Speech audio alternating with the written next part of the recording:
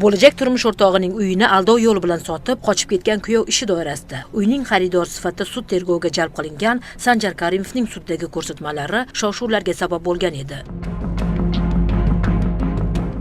Jabrlanuvchi oilaning advokati esa Sanjar Karimov bilan bog'liq holatlarni sudlanuvchi Shahzod Rismatovning jinoyatidan ayirib bo'lmasligini aytib, Karimovga ham jinoyat ishi ochishni talab qilgan. Uyi aldov yo'li bilan sotilgan fuqarolar va ularning advokatlari suddan qo'shimcha protsessual tekshiruv o'tkazishni so'ragan.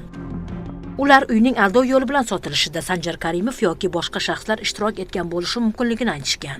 Uyushtirilgan jinoiy guruh ekan bu. Sanjar menga katta srok beraman-da, keyin ketasiz. Yanaqa chiqib ketasiz. Bo'lmasa deydi, yo tavba qildim. Mahallingizda sharmandaga chiqaraman, mib keladi, militsiya kelaman, bilasizmi kimman? Sen kimsan san desam, meni tanimas ekansiz siz deydi. Kimsan san desam, hammasi deydi, meni tanishim deydi. Oxirgacha bo'ldim. Bloger va tadbirkor sifatida tanilgan Real Sanjik sudda shunday ko'rsatma bergan edi. 265 mingga oldimda paketning ichidan pul chiqardim. Ichidan 25 ming pul olib qoldim. Notariusning o'zi oldi-sotdi shartnomani 3 ta ekzemplarda olib keldi. Pulni endi oldi-sotdi bo'lganini ko'rgan-ku. To'lovinglar oxirgacha bo'ldimi? deb aytgandan so'ng ha deyishdi. Shunda notarius aytdiki, 1 oy muhlat ichida chiqib ketishingizga majbur bo'lasizlar deb. Ular ham aytishdiki, mayli 1 oy bizga bering, Sanjarbek, narsalarimiz ko'p, yig'ishtirib olishimiz kerak degan gap bo'lgan. Jinoyat ishlari bo'yicha Mirzo Ulug'bek tuman sudidamiz. Ijtimoiy tarmoqlarda Real Sanjik nomi bilan mashhur bo'lgan va o'zini tadbirkor sifatida tanishtirgan Sanjar Karimovga oid ilk sud ishi boshlanish arafasida. Tergov ma'lumotlariga ko'ra, Sanjar Karimov bir nechta og'ir jinoyatlarda ayblanmoqda. Ko'p miqdorda firibgarlik, o'ldirish yoki zo'rlik ishlatish bilan qo'rqitish, narkotik vositalar bilan bog'liq jinoyatlarda ayblanmoqda. Og'ir jinoyatlarda ayblanayotgan Sanjar Karimov sudga keltirildi. Hurmatli advokatlar va sud majlisiga kelgan ommaviy axborot vositasi vakillari, marhamat o'tirib olingizlar. Hozir jinoyat ishini ko'rishni boshlasak, har bir masalani muhokama qilib chiqamiz tegishli tartibda. Qonun asosida. Xo'p bo'ladi.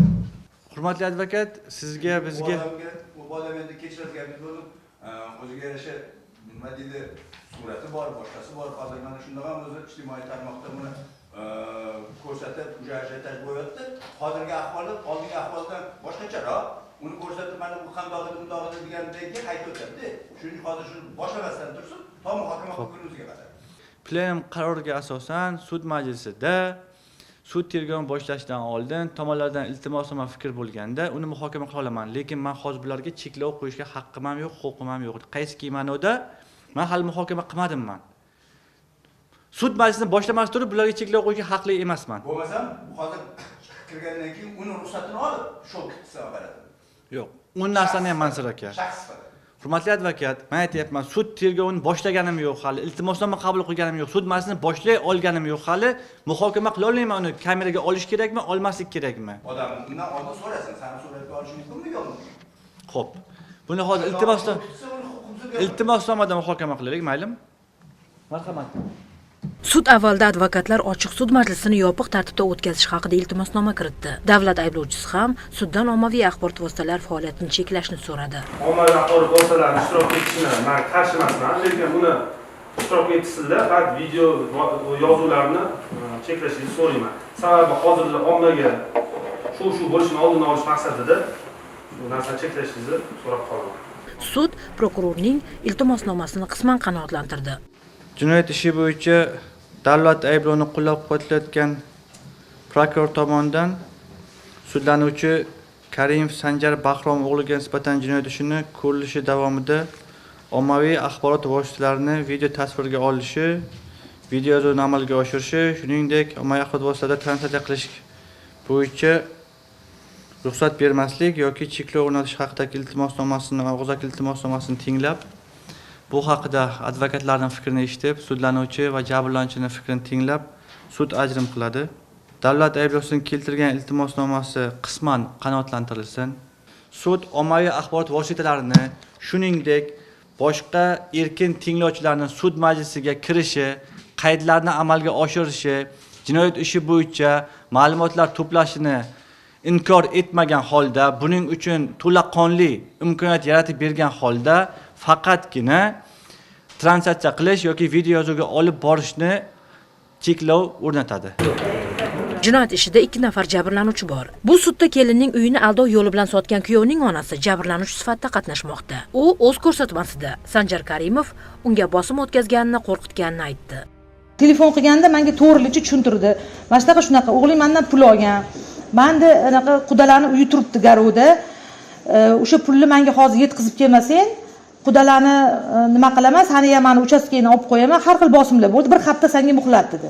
Menga bir hafta muhlatda men uyimni sota olmayman dedim. Bir haftaning ichida realtorlar keldi. Mana shunaqa keyin уже aytib berdim bularga. Bir haftadan keyin muhlatdan keyin men bitta audio zapis bor, mana o'zinglar o'ldinglar, o'shani yozib olishga majbur bo'ldim. O'tda уже menga telefon qilib, yoqib yuboraman uyingni dedi, o'ligini ko'rasan, o'g'lingni o'ligini men Dubaydan olib keltiraman, qarab tur, tobutini ko'tarasan dedi. Mana bitta yolg'iz o'g'lim. Shundan bular foydalanishdi. O'ylashdiki, hozir bitta dona o'g'lini shu Dubayda o'shab o'tirsa, shuncha narsasini olsa, bitta uchastkam qoluvdi. Shu uchastkamni sotish maqsadida shunaqa qilishdi. Qolgan odamlari meni uyimga kelgan realtorlar yuborishdi. Qarang, bu gaplarni telefon orqali aytyapti-da, bu qo'rqishga asos bo'ldimi bu narsa gaplar? Bo'ldi, nima bo'lmaydi. Men shuni qo'rqqanimdan ikkita uyimni sotib yubordim. Pul olmasdan o'sha ikkita bolaga o'rtoqlarga ikkita domimni berib yuborganman. Bu yerda mashinalar ketgan. Qanaqa qilib bo'lmaydi? Siz o'zingiz shu audio zapisni eshitganmisiz? Eshitib ko'ring. Siz o'zingiz ayolingizga kimdir shunaqa qilsa nima qilasiz? Odam jahl ustida eshitib ko'ringlar oxirigacha. Конечно. Asos bo'ldimi bormi? Asos bo'ldi. Men 24-yildan beri mana haligacha meni erim insult bo'lib qoldi. Sudlanuvchi Karimov esa qat'iy ohangda o'ziga qo'yilgan ayblovlarning birortasiga iqror emasman dedi. Uy savdosi ortidagi sirli va murakkab voqealar zanjiri ochilmoqda. O'zbekiston Respublikasi Jinoyat kodeksining 168-modda 4-qismi A bandi, 112-moddasi 1-qismi hamda 273-moddasi 2-qismi bilan ayblanayotgan Karimov Sanjar Bahrom o'g'liga nisbatan jinoyat ishini ochiq sud majlisida ko'rib chiqamiz.